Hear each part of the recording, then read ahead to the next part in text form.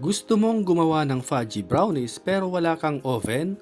No problem, dahil achieve mo na ang fudgy brownies kahit sa kawali lang. Opo, sa kawali lang, no oven at no air fryer. Painitin ang kawali at ilagay ang 1/3 cup butter at 1/2 cup sugar. Sabay nating imelt sa mahinang apoy. Isunod naman nating ilagay ang 1/2 cup chocolate chips at imelt din natin ito. Kung wala kayong available na chocolate chips, pwede rin naman ang chocolate bars katulad ng Goya.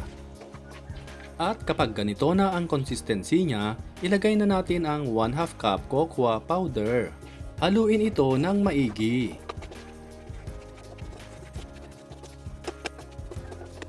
At kapag ganito na ang itsura, patayin na natin ang apoy at ilagay na ang 3 pieces small egg. Haluin ito ng maigi. Kung nakaabot ka sa part na ito ng video, pag-comment naman kung saang lugar kayo nanonood para alam namin kung saan nakaabot ang video na ito. At kapag ganito na ang consistency niya, ilalagay na natin ang 3/4 cup flour.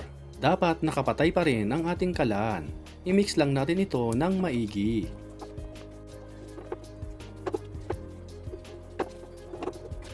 Kapag tuluyan ng na-mix, i-turn on na natin ang ating kalan sa low heat.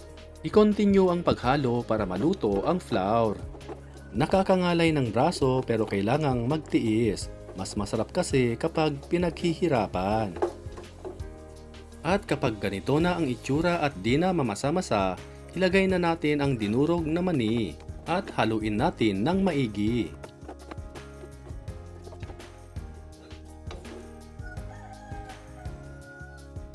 Hanguin na ito at ilagay natin sa isang container. I-flatten natin at pantayin gamit ang kutsara. Lagyan natin ulit ng dinurog na mani sa ibabaw. I-cool down muna natin bago natin ilagay sa ref ng at least 2 hours.